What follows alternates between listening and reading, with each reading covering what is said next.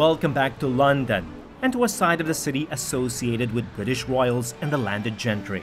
A place of palaces, pomp and pageantry, with elegant private parks and shopping streets that cater to every aristocratic vanity. This is St. James, the luxury retail district of St. James, that is, which is literally at the doorstep of the Palace of St. James, a royal palace. And this area has the highest concentration of royal warrants in London. The historic shops near St. James Palace, which was the former residence of monarchs before Buckingham, have been providing services and goods to the royal family and London's elite since the 17th century. Many of these hold royal warrants, appointments as official suppliers to the Queen's family. And this is another revered institution established in the 17th century. It's London's and England's oldest purveyors of wines and spirits. Berry Brothers and Rudd holds a royal warrant, which means his bottle of gin is probably served at parties held in Buckingham. And here we are at number 6 St. James, one of the oldest and most historic buildings in the district, and the oldest hatter as well. It's Lock & Co., hat makers since 1676. Wow, this is a beautiful store.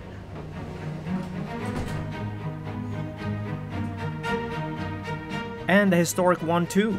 Lock, one of the world's oldest family-run businesses, moved into the premises in the 17th century in order to cater to the royal family that lived in the palace up the street.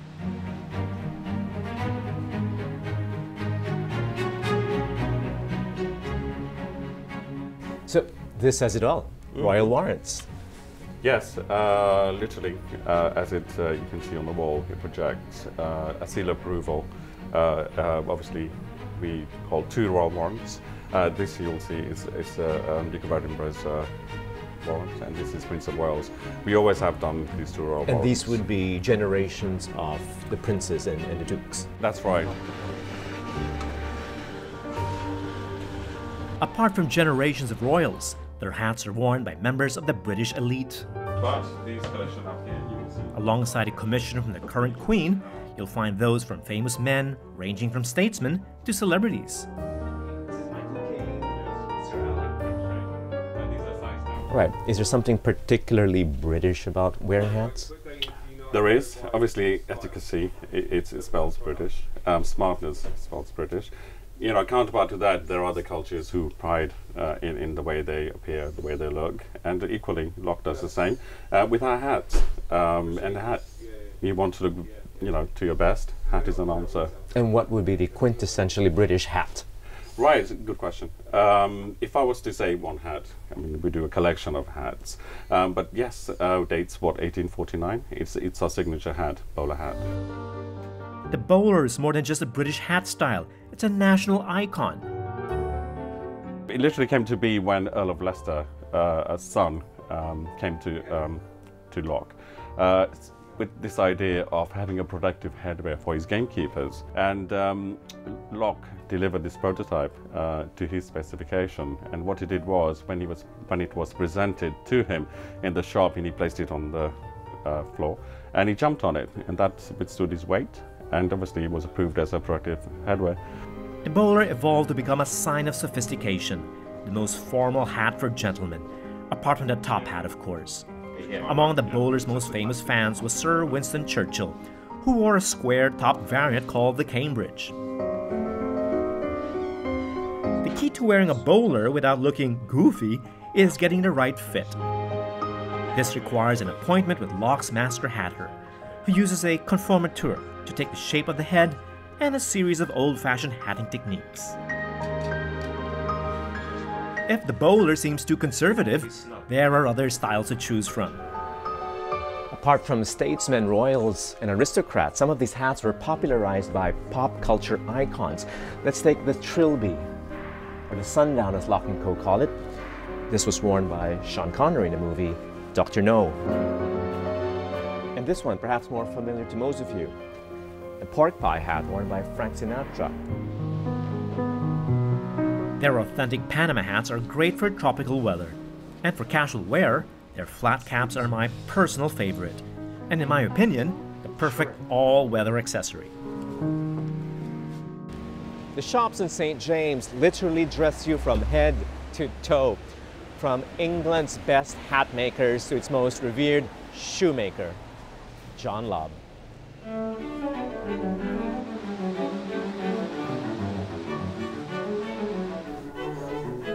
Wow.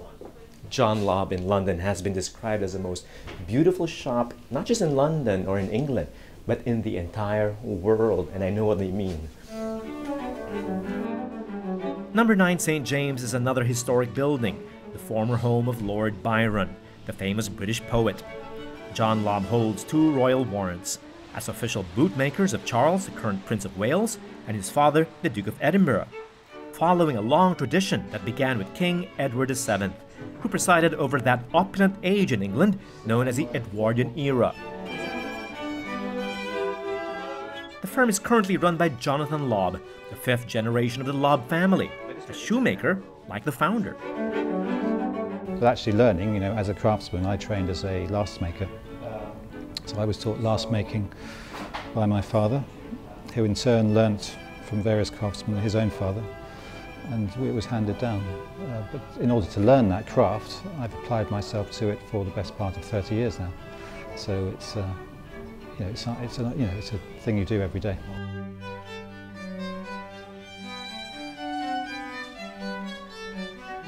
All bespoke shoes are still crafted in the St. James shop, and each one still made entirely by hand. Customers have themselves measured in the premises, and from those measurements, a pair of lasts, or molds of both feet, are shaped on site.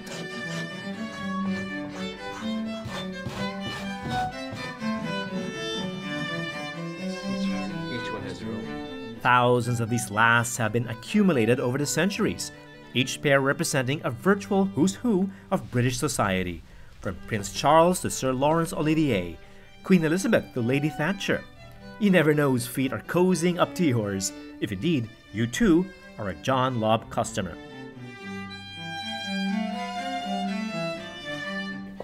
It's inspiring, isn't it, to realize that no 2 human beings are ever alike. And it starts with their feet. Indeed, the last comes first.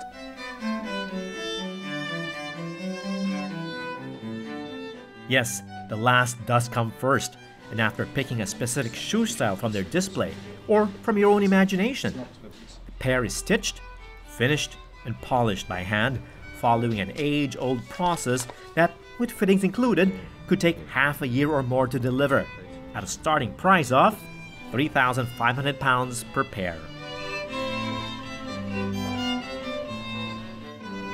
Of course, most upper-class Londoners would have more than just one bespoke pair, made from more than just one shoemaker from the St. James area. After St. James Street, you must turn right on Jermyn Street, where we are right now, where you'll find many of London's best shoemakers.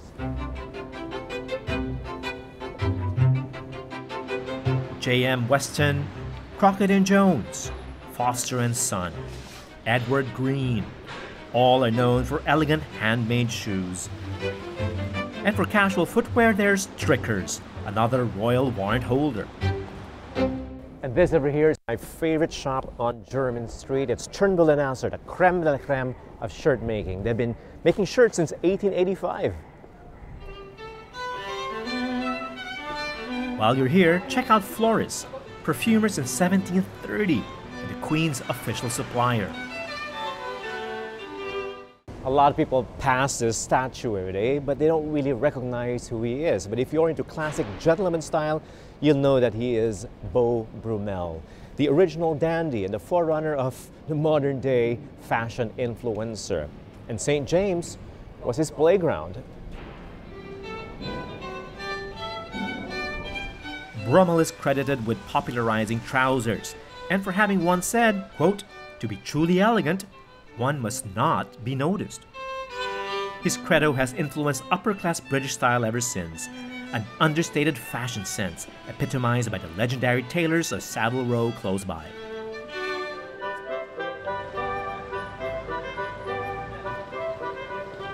Savile Row is synonymous with British tailoring, and on this narrow street are some of the most prestigious names in the UK. A lot of the original tailors in Savile Row have either moved out or disappeared altogether, but this remains the oldest tailoring shop for now, Henry Poole & Co., established in 1806. From Beau Brummel to the Beatles, the bespoke houses of the Row continue to attract the most style-conscious men in the city. Thanks to the ultra-popular movie Kingsman, British tailoring in general and Savile Row style in particular has reached a much wider global audience. But if you're looking for the tailoring shop called Kingsman, featured in that movie, you won't find it here. Instead, you'll find Huntsman. But guess what? Let me show you one thing. This was the shop by which the movie was based on. And they've even kept the name Kingsman here.